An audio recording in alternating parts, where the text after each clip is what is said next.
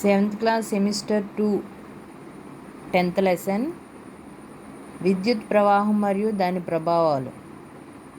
మీకు 6వ తరగతిలో 9వ అధ్యాయంలో సూచించిన మీ చేయి ఎంత స్థిరంగా ఉంది అనే ఆటను ఆడడానికి మీరు ప్రయత్నించి ఉంటారు.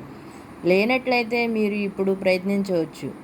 6వ తరగతిలో సూచించినట్లుగా విద్యుత్ వలయాన్ని కలపడం ద్వారా పహేళి రూజో కూడా ఆటను తయారు చేశారు. వారి కుటుంబ సభ్యులు, స్నేహితులతో దాన్ని ప్రయత్నించి చాలా ఆనందించారు. వారి ఆటను చాలా ఆనందించి వేరొక ఊరిలో గల తమ సోదరులకు సూచించాలని నిర్ణయించారు. అందువలన పహేళి వివిధ రకాల విద్యుత్ ఉపకరణాలను ఎలా అమర్చాలో చూపే ఒక అందమైన చిత్రం గీసింది. పటం 10.1 మీ చేతిని ఎంత స్థిరంగా ఉందో పరిశీలించు అమరిక. మీరు ఈ వలయాన్ని సులభంగా గీయగలరా? ఈ విద్యుత్ ఉపకరణలను సులభంగా చూపే మార్గం ఏదైనా ఉందా అని బోజోకు ఆలోచన కలిగింది.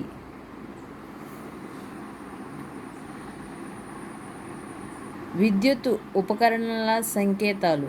కొన్ని సాధారణ విద్యుత్ ఉపకరణాలను సంకేతాలతో సూచించవచ్చు. పట్టిక 10.1లో కొన్ని విద్యుత్ ఉపకరణాలు మరియు వాటి సంకేతాలను చూపబడినవి. ఈ పుస్తకాల్లో ఈ ఉపకరణాలు వేరువేరు సంకేతాలను మీరు చూసి ఉండవచ్చు. అయితే ఈ పుస్తకం మనం క్రింద చూపబడిన సంకేతాలను ఉపయోగిస్తున్నాం. ఈ సంకేతాలను జాగ్రత్తగా చూడండి. విద్యుత్ ఘటం సంకేతాలను ఒక పొడవైన గీత, మరొక పొట్టి మరియు మందపాటి సమాంతర గీతలను గమనించి ఉంటారు. ఒక విద్యుత్ ఘటంలోని ఒక ధన ధ్రువం మరొక రుణ ధ్రువం ఉంటుందని గుర్తుకు వచ్చిందా? విద్యుత్ ఘటం సంకేతంలో పొడవాటి గీత తన ధన ధ్రువాన్ని చూపించగా, పొట్టిదైన మందపాటి గీత రుణ ధ్రువాన్ని చూపుతుంది. ఒక స్విచ్ మూసి ఉన్న స్థితి మరియు తెరిచి ఉన్న స్థితి పటంలో చూపించినట్లుగా సంకేతాలతో చూపబడింది. వలయంలో వివిధ రకాల ఉపకరణాలను కలిపే గీతలతో చూపబడినవి. పట్టిక 10.1లో ఒక బ్యాటరీ మరియు దాని సంకేతాలు కూడా చూపబడింది. బ్యాటరీ అంటే ఏమిటో మీకు తెలుసా? బ్యాటరీ సంకేతాన్ని చూడండి. ఆ బ్యాటరీ దేనితో తయారు చేయబడిందో చెప్పగలరా?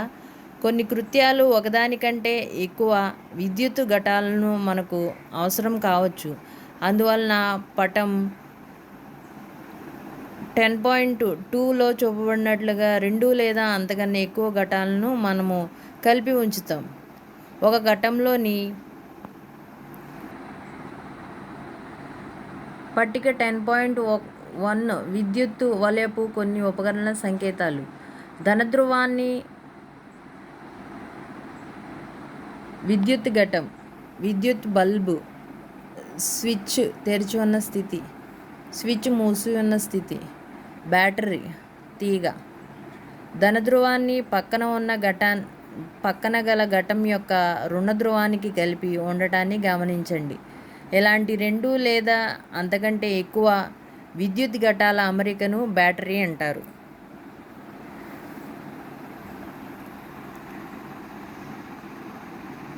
టార్చర్లు, ట్రాన్సిస్టర్లు, ఆటబొమ్మలు, టీవీ రిమోట్ కంట్రోల్ వంటి అనేక సాధనాలతో బ్యాటరీలను ఉపయోగిస్తాం. అయితే ఇలాంటి కొన్ని సాధనాల్లో పటం 10.2లో చూసినట్లుగా విద్యుత్ ఘటాలను ఎల్లప్పుడూ ఒకదాని తర్వాత మరొకటి అమర్చబడి ఉండవు. కొన్నిసార్లు ఘటాలు ప్రక్కన అమర్చబడి ఉంటాయి. అలాగైతే ఘటాలు కొనలు ఏ విధంగా కలపబడతాయి? ఏదైనా విద్యుత్ పరికరం యొక్క బ్యాటరీలోని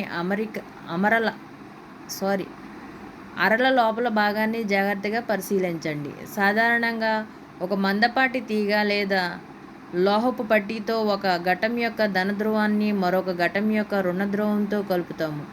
బ్యాటరీలోని అరల ఘటాలను సరిగ్గా అమర్చడానికి మీకు సహాయపడటానికి ప్లస్ గుర్తు అంటే రుణ ధ్రువం మరియు ధనధ్రువాలు గుర్తులు వాటి మీద ముద్రించబడి ఉంటాయి. మన కృత్యం కొరకు బ్యాటరీ తయారు చేయడానికి ఘటాలను మనం ఎలా కలపాలి?